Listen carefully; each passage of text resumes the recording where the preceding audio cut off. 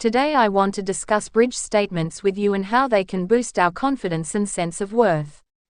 We frequently hear it, "You'll feel so much better if you just have faith in yourself or use positive affirmations every day." "You should be kind to yourself since it can help your mental health," is another one I mentioned quite a bit. Even while all of these statements are accurate and can in fact make us feel better about ourselves, it might be challenging to transition from, "You're such a moron and a slacker," to, "You're fantastic and so good at everything," because expressing some positive things suddenly isn't going to help. Yes, we can say that, but we won't take it seriously. Therefore, we won't continue to do it. Sometimes it can seem pointless and time-wasting. We all know that one of the best ways to combat anxiety, stress, depression, body dysmorphia, and many other mental health conditions is to speak softly to oneself. How can we alter our internal dialogue without feeling like complete frauds?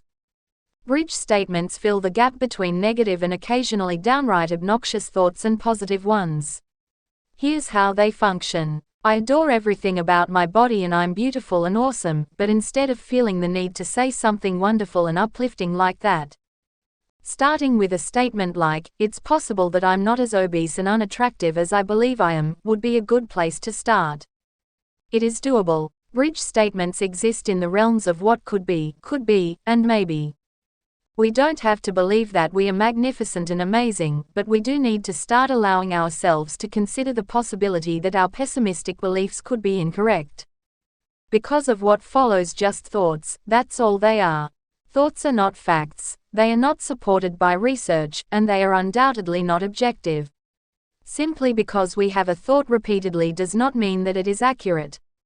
But because we do this to ourselves so frequently, we frequently spend the majority of the day thinking these negative thoughts. It could be challenging to push back against them because it seems as though they have developed a deep rut in our minds, making it incredibly simple for them to enter without resistance. It may be difficult to think positive thoughts, let alone believe them, because they will have to travel down a very rough, unpaved road. Nevertheless, even knowing all of this can still make doing it challenging, so let's create a few bridge statements to counteract some of the most prevalent negative attitudes, in my opinion. And so, if our first negative thinking is, "I am so ugly and no one likes me," let's try to consider the possibility that we are not as ugly or unlovable as we believe we are. Second, "I frequently make embarrassing mistakes in front of many of you." Your anxious thoughts begin in this manner. So perhaps our concluding comment might be, "Perhaps not everything I do is embarrassing, not entirely. I might occasionally do something reasonably normal, am I right?" Finally, let's imagine that the negative thinking is, "I am so obese and stupid." This is the third bridge statement I want to try. That is an idea that we have all had at some point. I'm willing to consider the chance that I may not actually be as obese or as unattractive as I believe. These are occasionally simpler to think of. Do you too concur? The final one I want to try is, "I don't deserve to be loved or happy," which is the fourth one. That one can be challenging to go through. Right. The possibility that I might one day be adored and happy is implied by the bridge statement. Possibly someday. We don't have to assign a certain time to it, and we don't have to firmly believe that it is occurring right now, but it is possible that this will occur in the future. And now, if you have those same thoughts, I want you to really give it a try. Instead of wasting all of your time trying to refute them with radically positive thoughts, I want you to come up with different bridge statements from the ones I came up with and keep track of the 3 to 5 most frequent negative thoughts you have. Let's test out a few of these bridge ideas. Maybe we can get closer and closer to the positive thought if you have a few bridge notions to work with.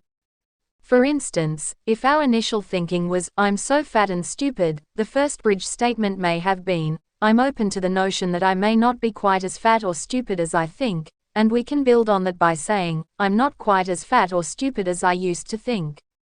Followed by, "I even look okay to certain people, some people think I might be smart, and I actually don't mind my body as much as I used to," if I may use such language. With this, you can see where I'm headed and how one statement can lead to another and then continue to build the bridge. All the way from that negative thinking to that incredibly wonderful one, which can be a thought we never even realized we were capable of having. Test it out. Tell me what you believe. Are bridge statements your thing? Have you previously used these? I believe that this might be really advantageous for all of us, and I sincerely hope that this was useful. I understand that altering our thought processes requires a lot of practice, but if we put up the effort each morning, each evening, or both, depending on how motivated we are, it will pay off. Soon, we'll begin to feel better. I appreciate you watching, and I'll see you soon.